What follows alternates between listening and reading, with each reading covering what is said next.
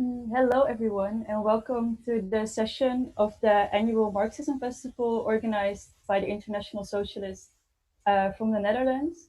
Today's session is called Climate Crisis, Black and Brown Lives in the Global South. My name is Nina, and today I will be doing an interview. I'm a socialist active with International Socialists in Amsterdam, and I've also been a climate activist for a few years now, mostly active with Show Must Fall and Fridays for Future, the Netherlands. And today I will be interviewing Rehad Desai, who is a South African socialist, part of the International Socialist tendency, a climate activist with Extinction Rebellion, South Africa, and also an award-winning filmmaker uh, with documentaries such as Everything Must Fall. And I think there is a lot to talk about, not only because Riyadh has been active for so many years, but also because we're living in really interesting times, I think. Not only are we in the midst of a pandemic, 2019 has also been a milestone year for the international climate movement. And over the past weeks, we have seen massive uprisings in the United States with follow ups all over the West. So I think there is a lot to talk about. And to begin with, I would like to talk about the most recent events, namely the Black Lives Matters uprisings. And as I mentioned before, the title of the session is The Climate Crisis, Black and Brown Lives in the Global South. Um, and therefore, I would like to start on reflecting on the Black Lives Matter movement and how you, as a revolutionary socialist, analyze this particular moment in history and what type of relevance it has today. Well, firstly, it's a tremendous moment. It's completely inspirational to see hundreds of thousands of people out on the streets around the world, particularly the USA, a country which has a shared history of slavery with our own. I just want to say that people may be hearing an English accent. I grew up in political exile in the UK, and I've been back now for 30 years.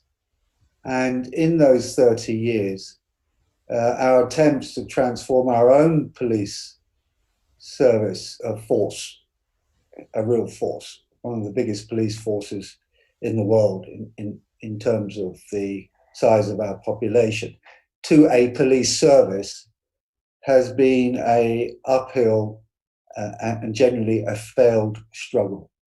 We are now seeing more deaths in police custody than before 1994, the birth of our liberal democracy. And that number is now 800 deaths per year in police custody. On average, that is almost 2.5 people a day dying at the hands of the police.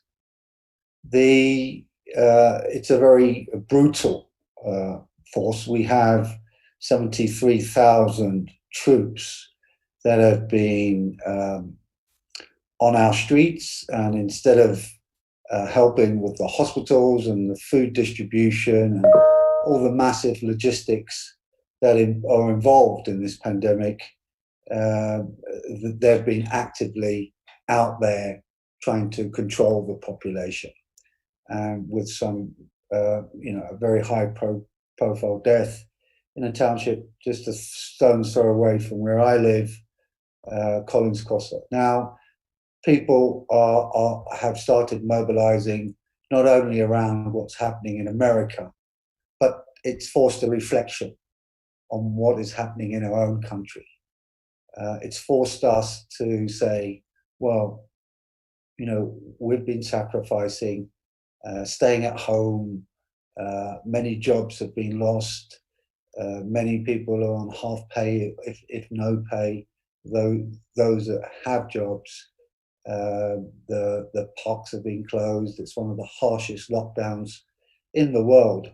And I think people now, like elsewhere in the world, are holding their governments to a higher standard of accountability and transparency.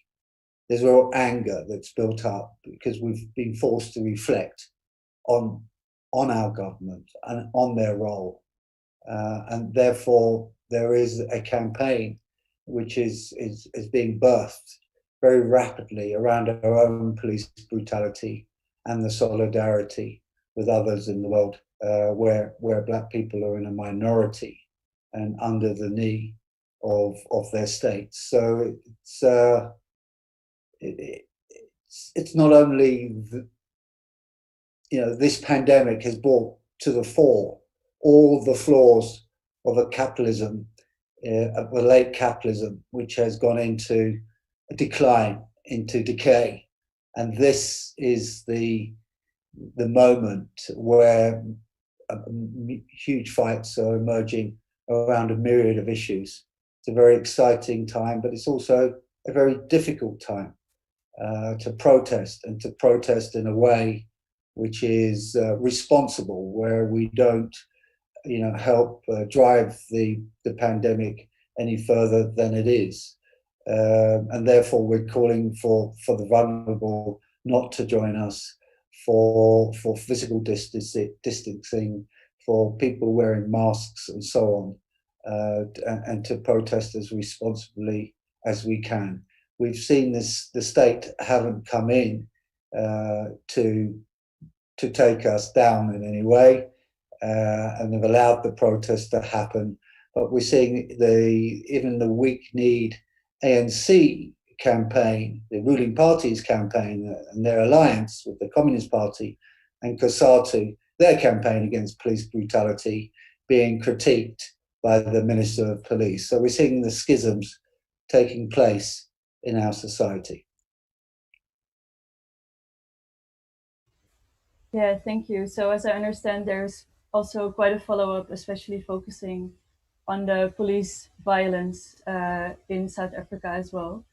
And yeah, what I'm wondering, like all over the world, like I think the protests are about way more than only the police violence, but about racism in a broader sense. And when we're looking at South Africa and the African continent, I think this also has got huge implications for people there, as racism is often used like as an excuse for warfare and for imperialism. So yeah, what are these implications for yeah, people in South Africa, and is like, do the revolts there also go broader than only the police brutality aspect? The biggest problem we face in South Africa uh, is the consequences, many of them unintended, uh, from the lockdown. Now, when we went into lockdown very early and with hardly any preparation. And we closed our ports, we closed our airports, shipping ports, and that meant the much needed PPE and the testing kits couldn't get into the country. And the testing kits that were there were not utilized properly. So the lockdown didn't allow us the opportunity to contain the epidemic through testing. And that's what we needed to do in order to work out where there were small fires, if you like, as an analogy, that we could attempt to contain and put out. So we're now hitting the exponential phase. It's going to be long and drawn out, and the other unintended consequences, and perhaps the most severe, was the closing of the schools. Of course, they needed to be closed, but the nutritional programs, millions of school children get fed every day at school, and that's their major meal. And now we're seeing the beginnings of real malnutrition, real hunger. The government's plans to get food out has been really shows how weak our state is and how its lack of capacity, its unwillingness to work with the civil society organizations, the mass-based civic structures, the trade unions and so on, the NGOs, has also shown the government's hand, and it seems to be more interested in controlling people rather than protecting people. This means we have 10 million unemployed at least, and the unemployed have just been offered, as of a few weeks ago, a $20 per month grant. I don't know how far that will go for most people. If it lasts a week, that would at the uppermost limit, I think. So we have tremendous problems, tremendous amount of layoffs, job losses. It's estimated that we will lose at least a minimum of 1 million jobs in now and in the coming weeks and months.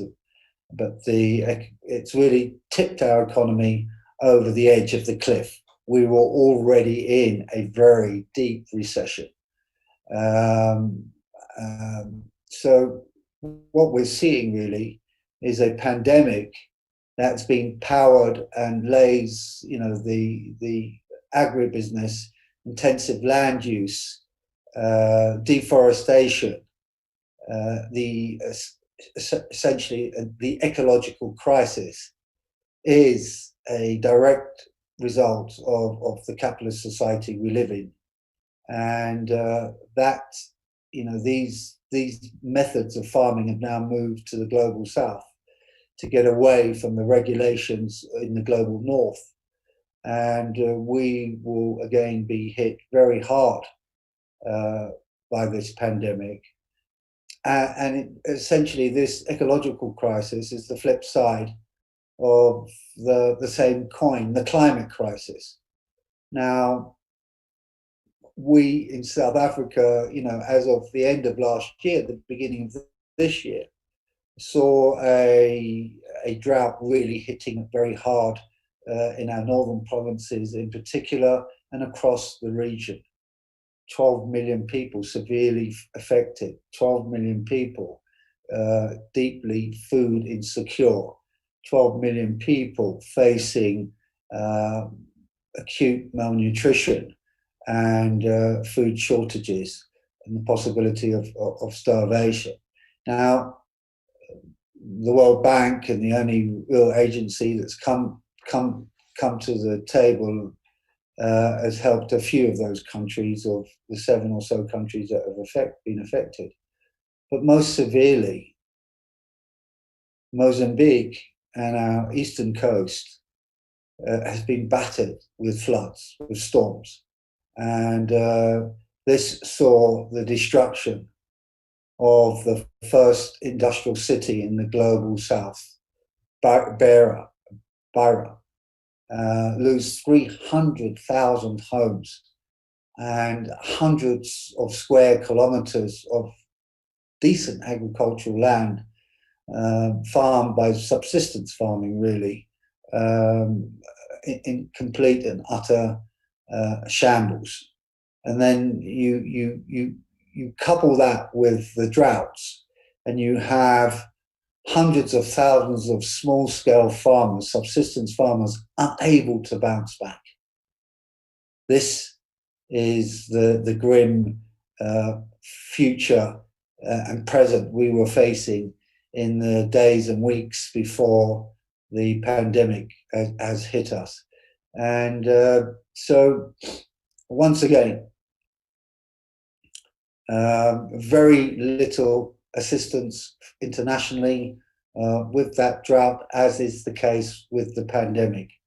But in both cases, crises which have been imposed on the global south that has very little to do with very little of our own making.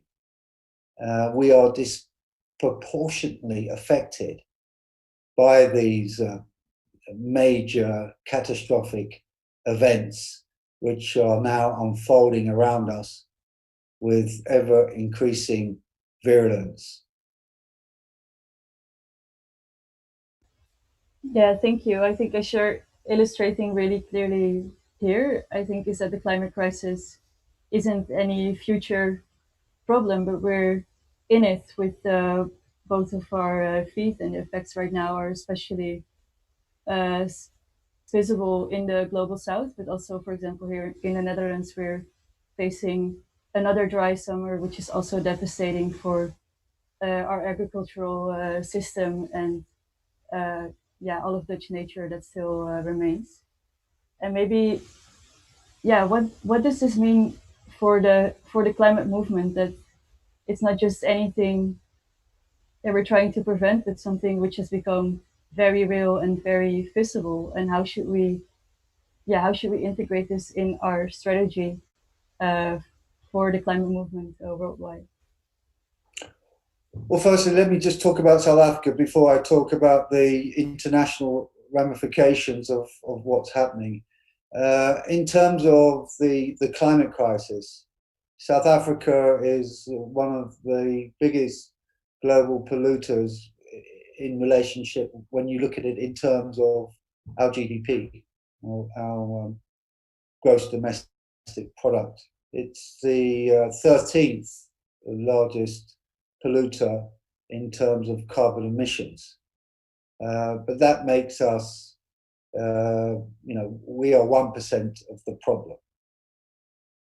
We are a perpetrator. We are exporting dirty energy, coal-fired power stations produce a lot of energy, not only for our country, but for our neighbors. Now, but we're also a hotspot in terms of the climate crisis. We're also a victim. We are both a perpetrator and a victim. And this provides an opportunity for South Africa to decide where it's going to sit. Is our government going to remain part of the problem and as part of the club of the polluters and block with the likes of Russia, China, America, and so on, and Brazil at the big conference of the parties, COP, as they have been since 2009, essentially ripping out the heart of the Kyoto Protocol, which called for legally binding agreements in order to reduce our carbon greenhouse gases. Um, uh, or are we going to become part of the solution and chart a new path? Fortunately, South Africa has the capacity, has the energy utility, has much of the technology and the expertise to transition in a just manner. And we've got to define what a just transition is. Even our own government talks about a just transition. Many people around the world talk about a just transition, but many of these are often wet liberals who want to be seen to be saying and mouthing the right things. Now, in terms of what this means for the international movement, I mean, this is what we're facing now as a global crisis, a global pandemic, as is the climate crisis, and it requires a deepening of international solidarity. It demands a real defining of what climate justice means and can mean, and it means real solidarity that we keep our eyes on what each other are doing, and we try and reinforce where we can what each others are doing. There are production value chains. The export of our coal goes around the world, uh, where climate movements are attempting to stop coal through direct action. We need to be hooked up with them so we can fight at both sides of the pipe, so to speak, from the production to the shipping from our ports to your receiving in your ports and to your utilization in your power stations. So this is, I think, where we need to begin to link up. We need to start talking about international camps when we can travel again. We need to start talking about how we can hook our climate camps together through this type of the medium, so we can understand what the challenges are that we're facing as climate activists, as climate justice activists. We need to begin to actually demand and get support from the northern countries or the historic polluters for the notion of international burden sharing, for the notion of the climate debt, for the notion of legally binding agreements. But we also need to get a real view and understanding of how important and what energies we put into the COPs that are coming our way. COP26 in Glasgow. The Global Eco-Socialist Network, which I belong to, are calling for a global climate strike on that day. We need to unite the issues. We need to begin to link the issues of climate justice with racism, with the anti-migration policies of those in the global north, and indeed the global south. We need to link the fight against pollution, the ecological crisis, the pandemics, the destruction of our seas, the imposition of agribusiness, these huge farms, integrated farming on the Tyson model, which are vectors for pandemics. They need to be linked. We need to be fighting on a far more political basis, I believe.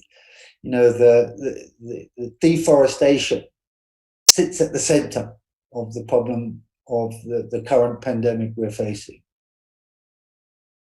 The intensive land use next to these tropical forests sits at the center of the problem we are facing. The global trade routes, the global production circuits of production sit at the center of the problem. And we need to be finding short-term demands that we can make on our respective states to ensure that we don't do business with those involved in logging. We don't do business with those who are involved in integrated farming. We reject the Tyson model of integrated farming. I can go on and on, so let me stop there. Yeah, thank you. I think you've touched on some really interesting ways of how to show and how to build on solidarity worldwide. And maybe to link up a bit on this international solidarity, personally, I'm active with the Shall Must Fall campaign. And this name we have actively chosen as a tribute to the struggle of South African students and their actions around Rhodes Must Fall and Fees Must Fall.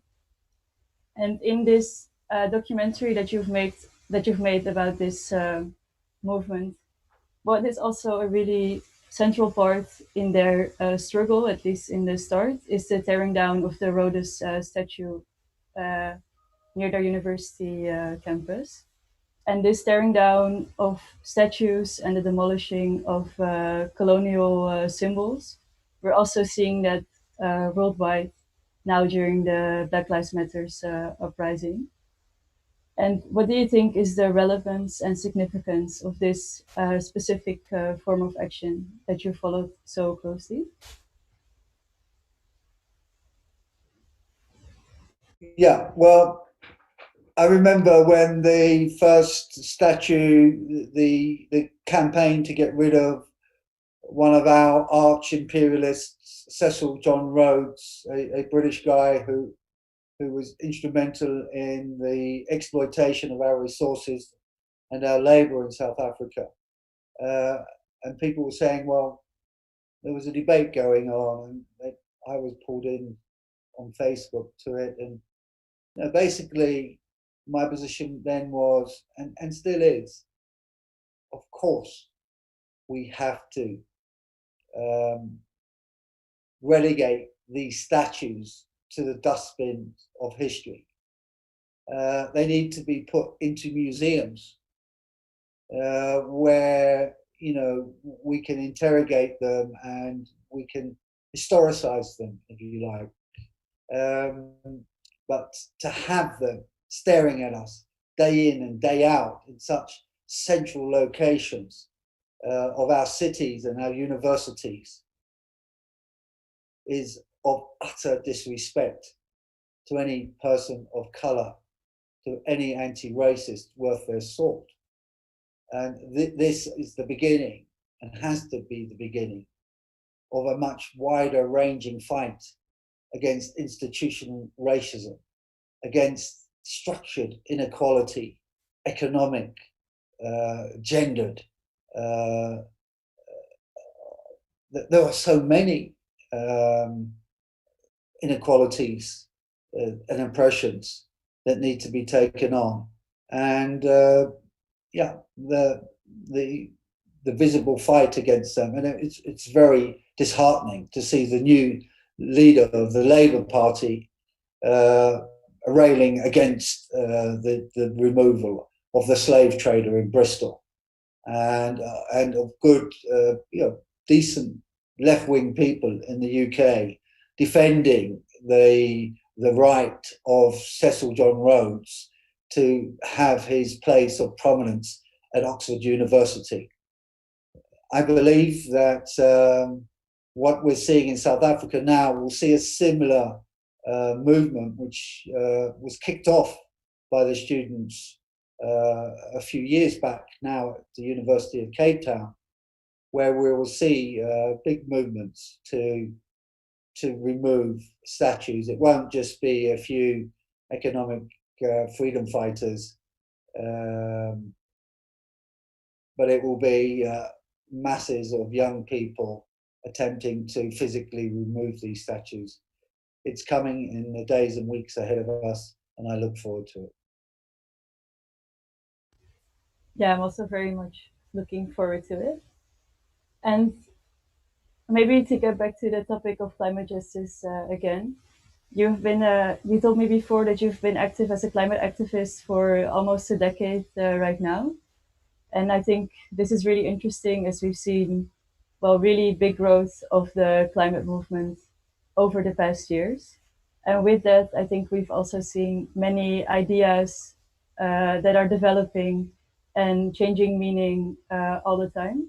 And one of these is the idea of climate justice. And you also shortly touched upon this topic before by talking about just transition, and that this can mean many different things, I think. But what do you think is a good way of dealing with the idea of climate justice for radical climate activists, and what does it mean for the global south? At this time, it's simply not good enough to be only an environmentalist. The environmentalists and the trade unions and working class communities have been in conflict over the opening of mines and the continued operation of coal-fired power stations and so on. We can only have a genuinely just transition if we put those who are most affected by the move away, the transition away from fossil fuels, at the center, front, and back of all our considerations when it comes to this shifting away. It's in South Africa, it's been estimated that we could do a just transition for 6 billion rand. That's $500 million. or something around that figure. It means actually ensuring that all those workers who want to and are of employable age get jobs, that these towns are not left as ghost towns.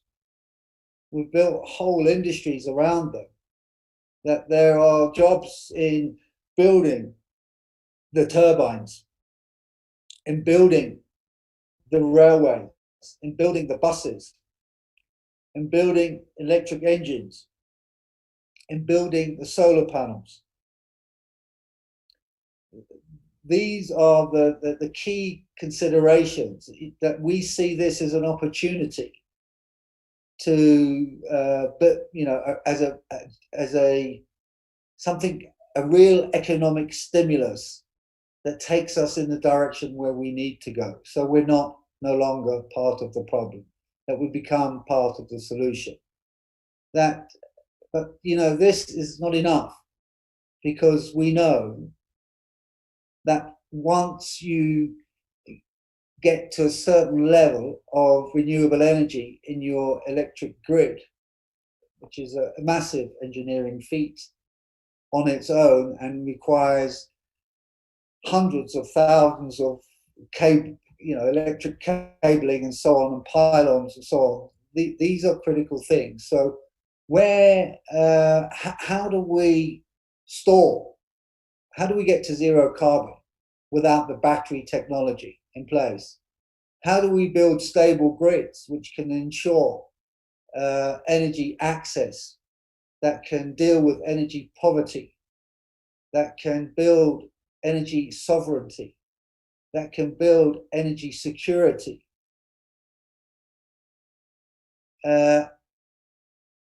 These will require what was at the heart of the Kyoto Protocol: international burden sharing. That those countries with the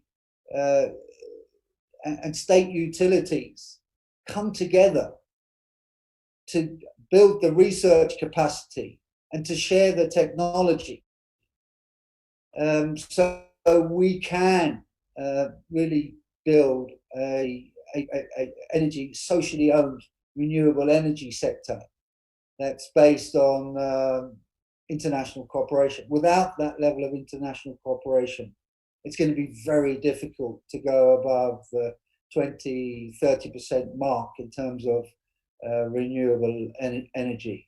It's how do we decentralize that renewable energy and so on. So these are all critical questions. And I think if we can get it right, we can continue supplying our regional neighbors with not only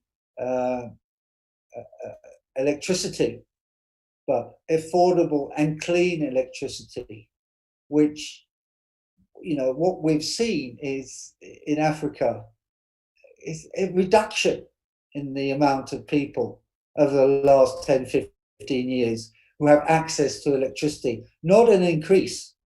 This is critical consideration for everybody in the world, that we in Africa need more electricity, we need more access. We cannot build our economies, just economies, equitable economies, without access to electricity. And therefore, this is another part and leg to the global solidarity which the climate justice movement demands, and which, organizations which I'm active in, like Extinction Rebellion South Africa, are beginning to fight around. Yeah, and another one of these ideas besides the idea of climate justice is the idea around climate racism, which is also really prominent within the climate movement, especially now during the Black Lives Matter uprising. And in the ideas around climate racism, I think these are mostly focused around indigenous people and indigenous lands, and not so much on, for example, the working class in countries like South Africa, such as the miners you followed during your documentary, Miner Shutdown. How do you think we should incorporate this working class in the global south within the theory of climate racism? Well, let's just remind people, because it's been an intense and tumultuous few months for all of us, certainly those of us who've had to endure lockdown. At the end of last year, millions of hectares of forests were burning in Australia, that the Amazon was on fire, that the Siberian forests were on fire, that we saw electrical storms in Siberia for the first time in known history, that we essentially have entered the age of catastrophe with massive generalized droughts and so on, and floods, that we are at we're facing an apocalypse. That's how it feels. And the people at the brunt of this have been the indigenous of the Amazon, of Brazil and Peru and so on, those countries that surround the Amazon forest, the Aboriginals in Australia.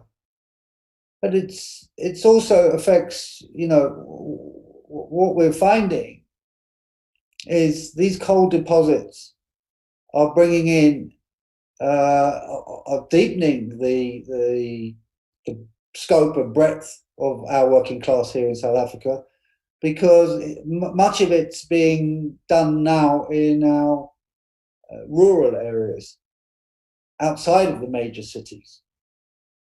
And what we're seeing is communities beginning to unite with the mine workers, or opposing the opening of new mines on their lands.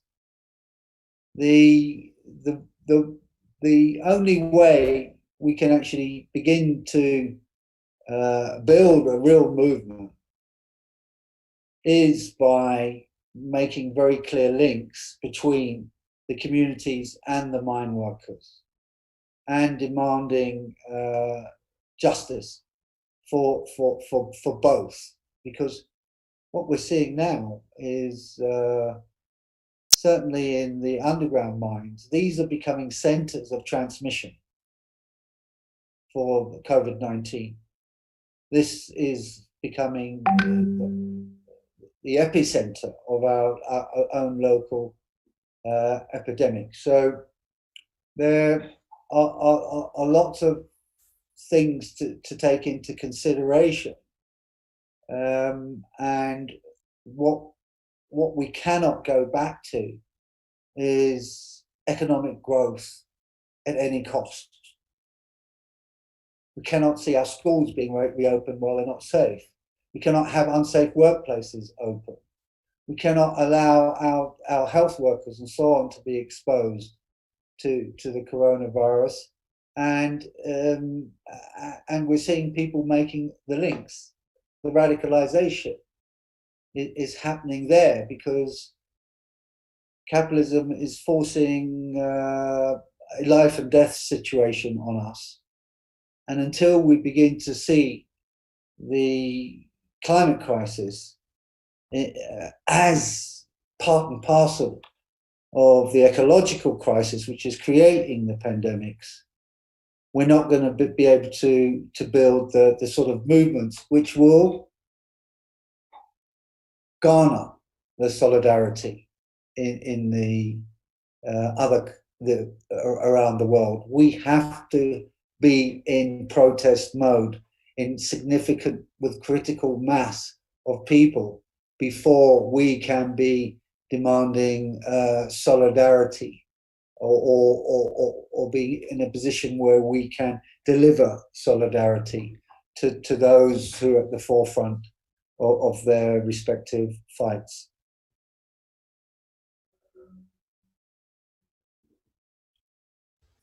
Yeah, thank you. I think uh, what you just said links very well one of the questions we've received in our comments, and it's a question from Ramon, and it's about sort of the extent of the problems we're facing and how intimidating and sometimes paralyzing this can be for people who are new to our movement.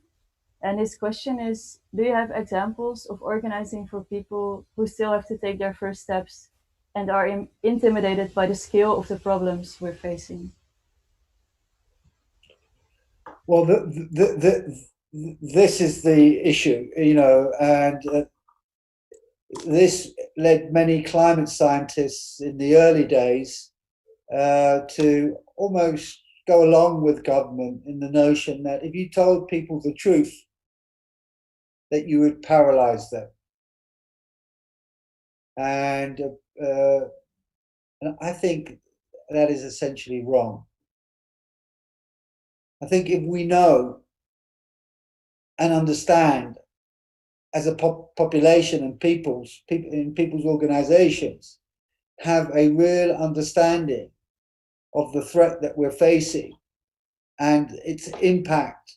The impact in the global north is often a bridge or, the destruction of a few houses or other infrastructure. In the global south, it's taking tens of thousands of lives. And each and every year that is being multiplied. So we are facing the prospect of hundreds of thousands of lives over the next few years being taken by the change in the climate. And this is forcing people to face the very real reality that if we don't do something now to ensure that our cities and our towns are safer, that we have water.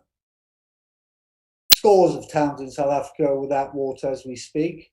We're facing another water crisis in the country's biggest city, my own city, Johannesburg, which is fed from a massive dam in the neighboring Lesotho, an island kingdom, if you like.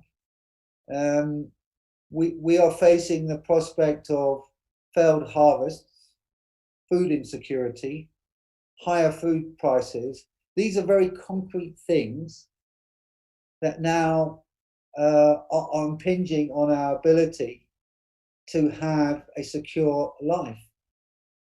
And that's why I'm fully behind the rebellion that organizations like Extinction Rebellion promote. Our governments in the global south have broken the contract between the governed and the governed. And that contract is essentially that the government is there first and foremost to secure the safety and security, the livelihoods of the people who they govern. And by continuing to invest in fossil fuels, fracking, drilling around our seas, and so on, our government is part and parcel of the destruction of our country, our region, and the global world. And people are beginning to see this more than ever. And, it's not lost, again, it's not lost on people, the links between the ecological and the climate crisis. They are deeply interrelated and deeply sit at the doorstep of the capitalist system. So I think the paralysis at the end of the day is coming to a very sharp close as the contradictions of our society are coming into sharp relief. Yeah, thank you. And as you mentioned, Extinction Rebellion, I'm reminded that you're active with Extinction Rebellion South Africa, and how yeah, what are you focusing right now, and how is this movement developing in South Africa? Um,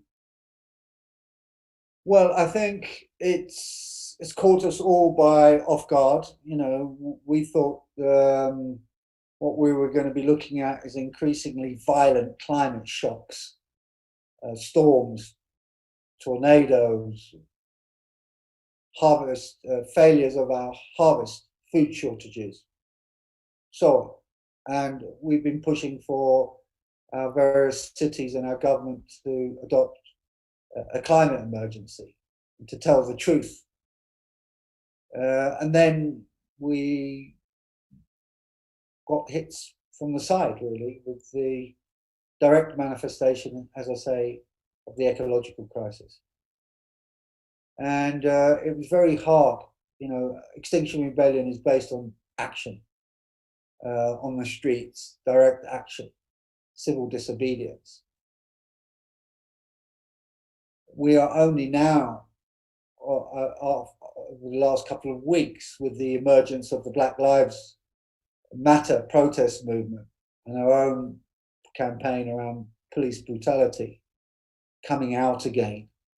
And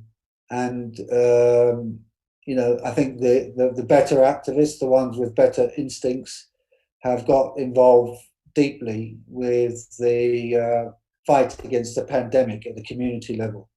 We have one of the biggest coalitions in the world, presently active in South Africa, the C19 People's Coalition. It has a website and people can go there. And that's seen very heroic and brave efforts of food distribution from the ground up, from the bottom up. It's a coalition demanding a bottom up, people centered approach, a just lockdown, just a reopening of the schools, you know, the fight around PPE and so on. So that's where many of the activists have been drawn to. And it's only now that Extinction Rebellion internationally has been waking up to the need to get involved there, to get involved with the Black Lives Matter protest. We can no longer live in our silos if we are going to build on this moment, this wonderful moment of resistance, this wonderful moment of rebellion that's centered in the US and has taken hold elsewhere. There can be no going back, because we know the past and the present are part of the problem, and our future will be a complete hellish nightmare unless we're able to correct in some very fundamental ways of how our economies run, how we are governed, and of course, our energy system. Yeah, thank you. From now on, I will only be asking questions that we received through the chat, so please ask them. And I want to ask a question from Jamil now. Jamil is asking, what kinds of strategies can we use to hold these Western nations accountable for the damage they have done in the global South? Well, we saw in Durban, South Africa in 2017, sorry, 2011, COP17, the emergence in return for sealing the deal on no legally binding agreements regarding our carbon emissions, our respective carbon emissions, and the ditching of the common but different respective capacities, the responsibility, the common but differentiated responsibility doctrine that sat at the center of these international negotiations. In return for allowing that to be ditched, we saw the Green Climate Fund, or what Friends of the Earth have been called the Greedy Corporate Fund, which has essentially been raided by corporations for their own selfish interests. Very little of the hundreds of millions, which is deeply insufficient for the world, for the global south, to transition to green energy. That paltry amount that was in that fund was essentially raided by the corporations. Now, in Paris, which the agreement which is lauded by many environmentalists, what we saw was the erasure of the notion of climate debt, of historical climate debt, a debt, reparations that could have been used to rebuild and to build, in some instances, energy systems that are not based on fossil fuels, that are based on renewable energy. Instead, we see the prospect of renewable energy being seen as investment opportunities for Western multinational corporations. So in the case of South Africa, the minimal amount of 10% or whatever energy which comes from renewable sources, 70% of that is owned by these outside, Western corporations. We need to insist on burden sharing, on the reintroduction of a common but differentiated responsibility, on international burden sharing, on the notions of climate debt and so on, to ensure that we build energy systems that are not part of the problem but are part of the solution. So it's a long fight, but it's not like these concepts are alien even to the liberals around the world. People know that this is the right thing to do. It's the only thing to do. And it's the only way we can tackle this at a genuinely global level. Yeah, I think the next question by Elmar sort of links in on this topic because Elmar's asking, obviously the climate movement has a lot of potential as a revolutionary movement, as the system change, not climate change slogan represents. However, as climate activism has become more mainstream, we also see liberal ideas like consumerism and green capitalism in the movement. Also, the idea of degrowth, which seems very Eurocentric. How should we deal with this as socialists?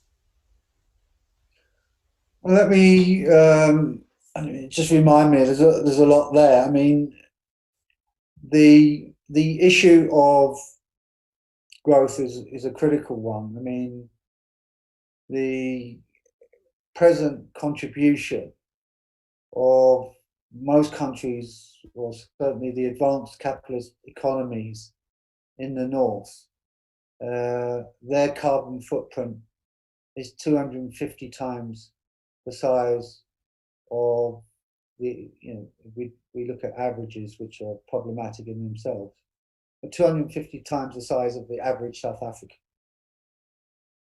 That's not to say there's massive disparities inside South Africa or inside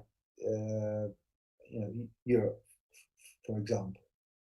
And any equitable global response to the climate has to take that into account. The left can no longer stay quiet and silent on these issues. The issue is what type of growth?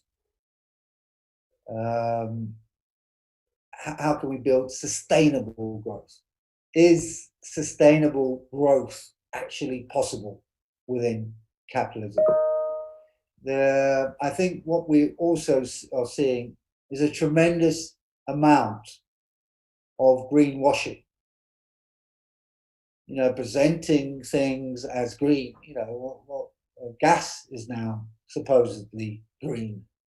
You know, it's we're meeting our carbon targets somehow. We're turning coal-fired power stations into gas turbines. This is absolutely nonsense. The the notion of bearing witness, I believe, is important. I personally recycle my vegetable waste and so on and use it in my garden. And we don't have a service here which picks up cardboard or so on, but we have reclaimers who are doing a very important job. People who are essentially subsistence workers who separate the plastics and cardboard out and paper out from people's rubbish and take that to depots. This is incredibly important work. The importance of doing this in your personal life is about it's not that we're going to solve the problem in any meaningful way by recycling or composting or, I think maybe eating less meat is one exception, but becoming vegans or whatever. This is not the solution. The solution, but all the same, it's important to keep us aware and conscious and alert to what's happening to our world. So I don't underestimate the importance of it, but at the same time, we mustn't mix it up, the individual lifestyle options, with the need for systemic change. And that's what we're seeing now at this moment, the demand for system change. And unless we as a climate justice crisis movement begin to link the fight around the climate with the pandemic, with the racism, with gender violence, and so on and so forth, we're going to be lost. Yeah, thank you. On to the next question. This is a question from Ewout on one of your films. He is asking, Rehad, you also made a film about the impressive strike of mine workers in South Africa and the brutal mass murder by the hands of the South African state at Marikana. The film is called Miners Shut Down. To what extent is this part of the conversation within the South African Union movement? What is the role of the working class in the climate movement? Well, what we're seeing now for the first time is unions taking this issue seriously. One of the biggest unions, which is instrumental in establishing the South African Federation of Trade Unions, and they did so by breaking their alliance with the ruling party and the African National Congress and the South African Communist Party. Now, this is a truly independent federation, and it's the only federation that has, got behind the global climate strike of last year. It's the only federation that is taking these issues seriously and have mobilized people around the industrial resource plan, the energy plan for the next 10 years. And it's the only federation which has really got behind the 1 million climate jobs campaign. That said, there's still a tremendous amount more that it can do and it needs to do. And we are beginning to talk about the proposal from the Global Eco-Socialist Network about November 5th being the next big international strike. And we need to get our own federation to endorse this. The issue is how do we take the issue down from the leadership, from the bureaucracy, into the trade union branches, uh, and get them active, feet on the ground, so to speak, and engaged on the matter through the unions. So let's see. I think they are one of the few federations around the world to endorse the climate strike last year, and I think they will be one of the first to get behind the proposal for another at the end of this year. So fingers crossed, we'll see some real trade union solidarity and action on this matter. Now, that's not to say it hasn't, it's been, there has generally been, from the bigger battalions, the mine workers and the metal and engineering workers, quite a defensive posture adopted by their leaderships. And that's been around defense of jobs, where they foreground the defense of jobs rather than the vision for a new energy system. And there is a massive trust deficit. So when the government talk about a just transition, people don't really believe them that much. Just like when the government talk about protecting us against the COVID pandemic, people are very suspect about their motives and their continuation of the lockdown to thwart protest and so on. Yeah. And we got a question that links a bit to this previous question, as it's about South African politics. Can you tell us more about the political configurations on the left in South Africa? There's, of course, the South African Communist Party and the African National Congress. Recently, the economic freedom fighters are growing. Where is the potential for left politics in South Africa? I think we are in a very fluid situation. With our next elections, there will be the local government elections.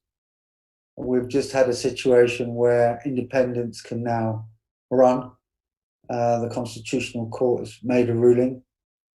The attempts at the building of a workers' party have really floundered. It's a bit of an understatement.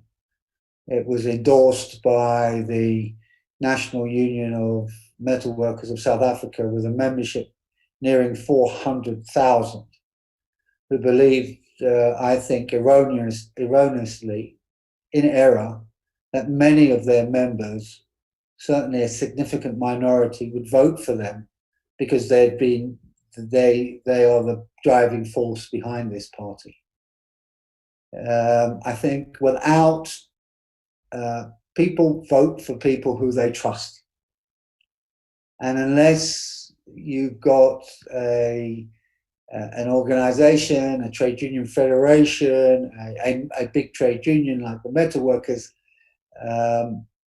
actively intervening in the struggles around access to water, access to electricity, the fight against police brutality, the fight against local and national corruption and so on, that you're unable to build the trust around the national issues. You're not seen as a tribute of the oppressed. That takes time to build. And until we have a force that is actively doing that, the economic freedom fighters aren't doing that. They, with the trade unions, most of the trade unions, is all about the national interest at the moment.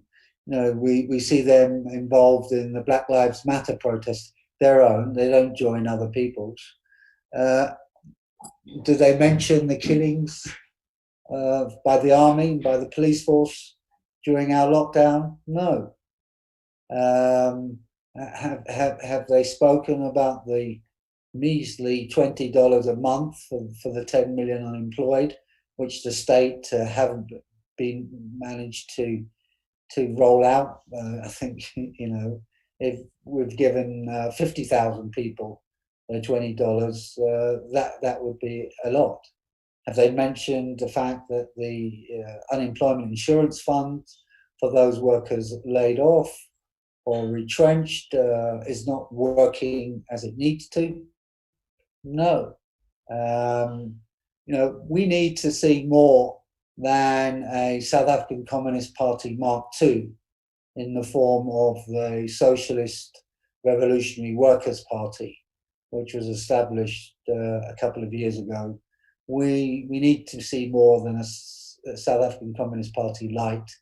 We need to see something which sees and understands that building a working class, the political voice of the working class means you have to roll up your sleeves and get involved in the myriad of struggles that are taking place in South Africa. And it's not like there's, we are one of the protest capitals of the world. We have more protests in South Africa than almost any other country in the world. There are opportunities galore for a political force to come in and to begin to unite those struggles, to build those militants, to temper those militants with socialist propaganda, but also, most importantly, to provide some attempt to provide the ideas of taking those myriad of struggles forward in one shape or form. And unfortunately, we're not seeing that. But I do think something will break in that regard. That we will see a shift because politics, like nature, hates a vacuum, and it's going to be filled. It's a question of what do socialists do at this point in order to fill it? What do the real socialist militants, they're not involved in that old Marxist-Leninist dogma, do? And that we break once and for all from this Marxist-Leninist dogma that sees Venezuela or Cuba or China or any of these horrible countries as some sort of progressive force. Yeah, I think this is our. I've got one more question for you before we close off. And this is a question from Elmar again. He is asking, the climate movement is international, for example, the global climate strike and Extinction Rebellion. How do activists in the global south view this internationalism, and what can the climate movement learn from a tradition of internationalism in the labor movement? I think, once we begin to see the struggles for electricity in Soweto being linked to the struggles to remove the statues in Bristol, once we understand that colonialism and imperialism have to be confronted simultaneously when we're fighting around the climate crisis, that we're going to be seeing a real shift in the levels of consciousness. And I think what we can learn from the labor movement, we can learn from the fantastic fights around the 8-hour day, for the fights around the equal pay and so on. These were international campaigns where organizations that are resourced by the people themselves actually were of tremendous importance. The international trade union movement in the fight against apartheid in South Africa was critical. They're getting behind the anti-apartheid struggle and the isolation and the sanctions and the boycotts was absolutely critical for the ending of the vicious, horrible white supremacist rule. And it's going to be the same for a thoroughgoing fight against racism. It's going to be the same for a thoroughgoing fight against the polluters from the fossil fuels, and those governments that sit beside them, and think of for some reason that this is a benefit to humanity. So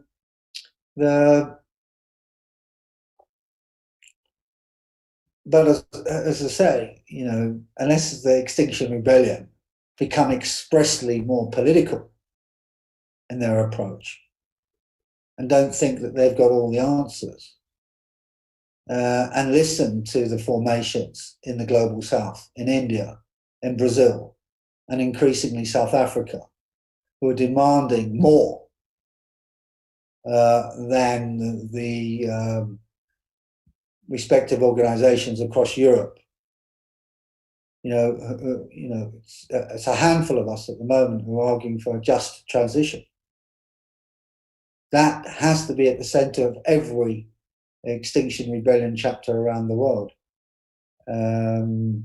Because if you don't look at how international in scope and breadth the climate crisis is, and the fact that there's only a global solution that there are no local solutions to this problem, much like the pandemic, we're lost. So it will be hopefully it'll be a realization that's forced upon us. Yeah, thanks a lot, Rehad, and thanks a lot to everyone who has tuned in or who is going to be watching this interview later. Tomorrow night at 7 p.m., we are having the closing session of the online Marxism Festival by the International Socialists. It's going to be a session with some activists and socialists who are active underground in the United States, and we will be talking about the Black Lives Matter movement. And if you're interested in Shalmosval, check out our website, shalmosval.nl, and follow us on Facebook and Instagram. And if you're interested in the International Socialists, you can get a subscription on the monthly newspaper. In this month's edition, I wrote a review on the much discussed film by Michael Moore. So you can check it out, and you can also download this for free online. And if you're interested in the Global Eco-Socialist Network, check them out on Facebook and on their website, globaleco-socialistnetwork.net. Thank you all. Rhea, do you have any more you wish to tell everyone? No, just keep going, people. You're inspiring us. It's wonderful what's happening in Holland and with your neighbours in Europe. It's really giving us the hope and courage and bravery to continue. This is the time to escalate, not to de-escalate, and solidarity from all of us in South Africa and the wider region with you in your fight against inequality, structural racism, and for climate justice. Thank you. Yeah, thank you a lot also for keeping me focused and keeping me fighting by telling your stories. Thank you all. By this, I will close the session.